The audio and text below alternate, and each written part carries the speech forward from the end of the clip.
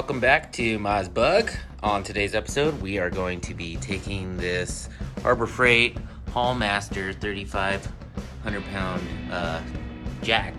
trailer jack, and we're going to be making a off-road side-by-side kind of trail jack. This jack's actually really nice. It like I said, it's from Harbor Freight. It's actually really heavy duty. It's well built and heavy. So we'll see how it holds up out on the trail. It's actually for a friend of mine, Will. He hooked me up with some really nice harnesses over there. So I'll be throwing those on those blue seats for Maestro. And also underneath that sheet over there, I got a power plant.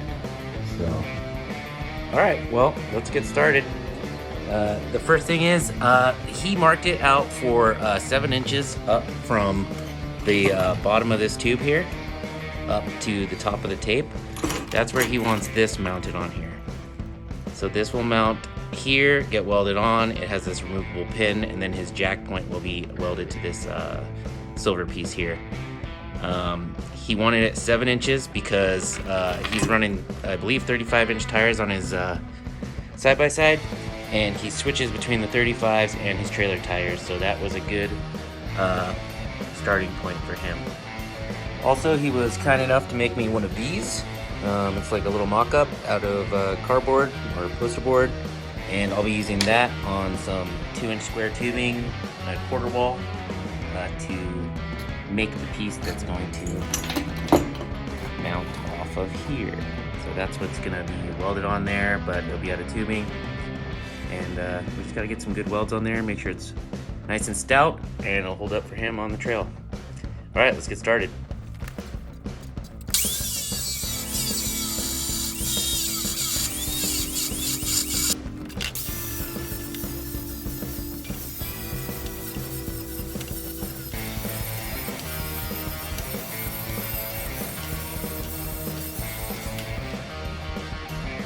Okay, so I just cut this piece of 6-inch long 2x2 tubing. It's a quarter wall, so it's nice and thick. I put some measurements on here for you guys, so that way if you guys want to make one of these, you can. We're running 0.3 inches out from the end here to the start of the bevel, and then 0.8 inches to the bottom of the bevel, and then 1 inch flat on the bottom. And this is around 3/4 of an inch down from the top. All I did was I tore apart his, because I didn't want to measure everything out. So I just tore apart his templates he made me, and I placed them on the table like this, and then marked it out. So I've got the marks on there, and I'm ready to start cutting. You can cut this with a regular old cutoff wheel like this. I have a little small bandsaw that I'll be using, so you could do this with anything you got around the house, whatever, a hacksaw if you wanted. If you live with the Amish, you know? I don't know how you weld it. Oh well, let's move on.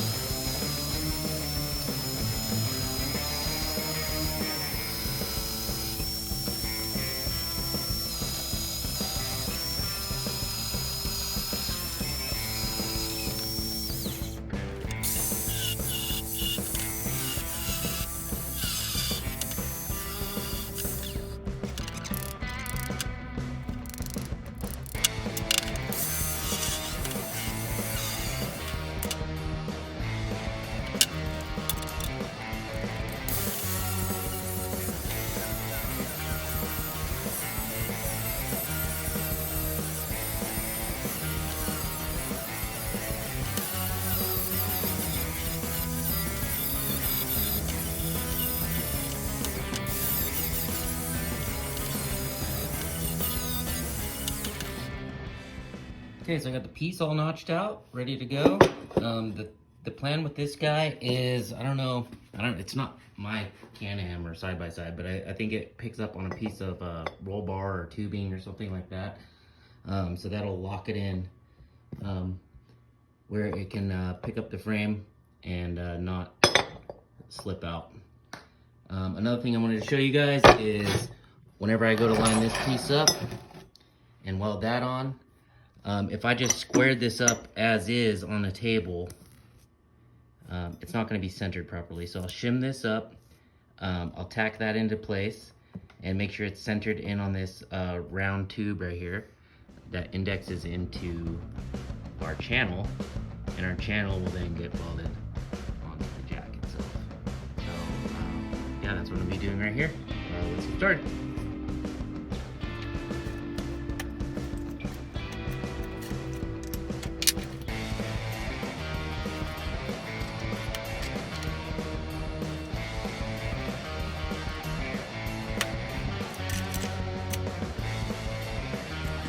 You guys make sure to grind off any of these coatings that are on here. You don't know what this is. This could be galvanized. The galvanized is really bad to breathe if you're welding it, so clean it up. Especially if you're TIG welding, you gotta clean it up anyway, but get all that galvy off there and make sure it's a nice clean surface ready to weld.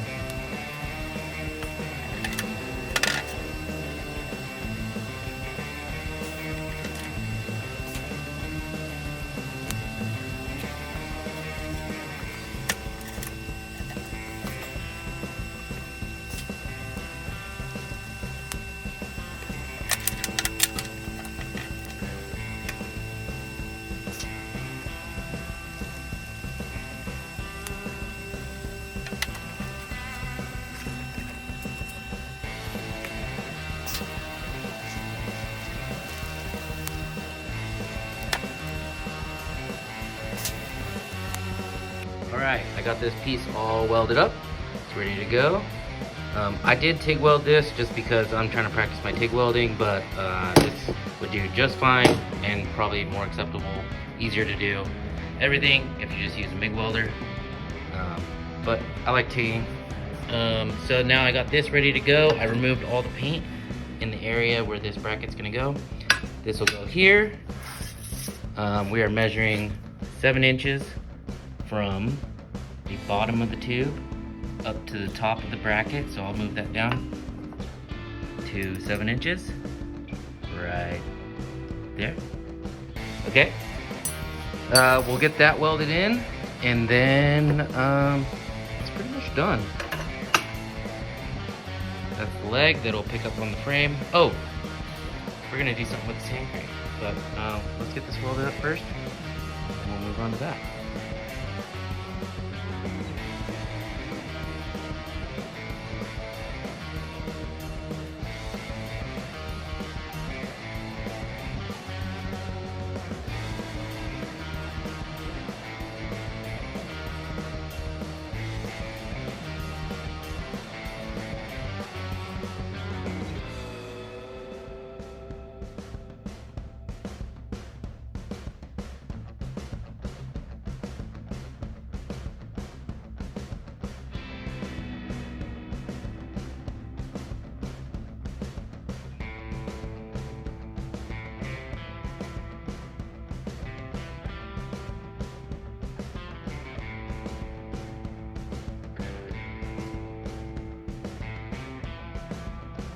Okay, so she's all welded up. She's looking good. Welds look good. I'm happy with them. One thing I would recommend is removing a lot more paint than you think. The heat affected zone just really starts to burn up the paint. It steams in here. But yeah, I have one more thing to do after that, and that is we're gonna change this hand crank out to this lug nut right here. And we're gonna put this on here So that way, whenever Will's out on the trail and if he needs to use this jack, he can use the same gun that he uses to lift the car as he does to take the wheels off. So, yeah, let's give it a try. Alright, sorry guys, I started doing some work and forgot to hit record, and yeah, so I got these all painted up. They're installed now, looking good. And I already chopped off this. So, this handle, just cut it off. Goes right there. Pick this lug nut, clean the coating off of it, the paint. And now, we'll just align that on there. Get it all squared up. And take a look down on there. And then it's done.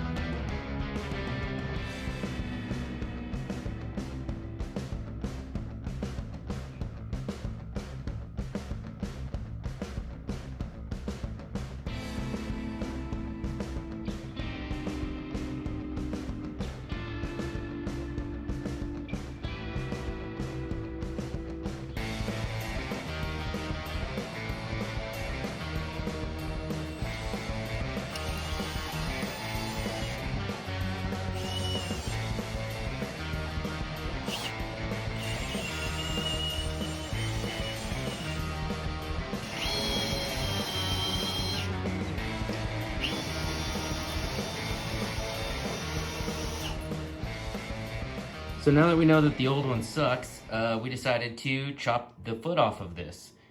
Will picked up this articulating joint foot. We're gonna weld this on here like that, and then put either a new plate on the bottom here or reuse this old foot here.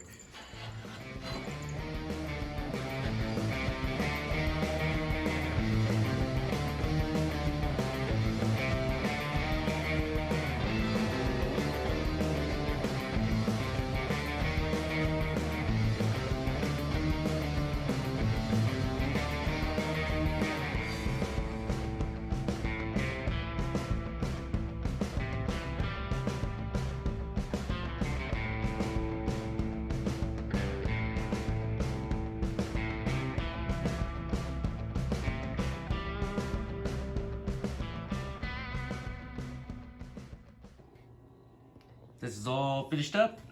Got the welds on it, got it all cleaned up. Welded this up inside. And then I made him a hand crank in case his battery dies out on the trail. So yeah, it's got the socket on it that matches the lug nuts. All right, let's give it back to Will and see how it works.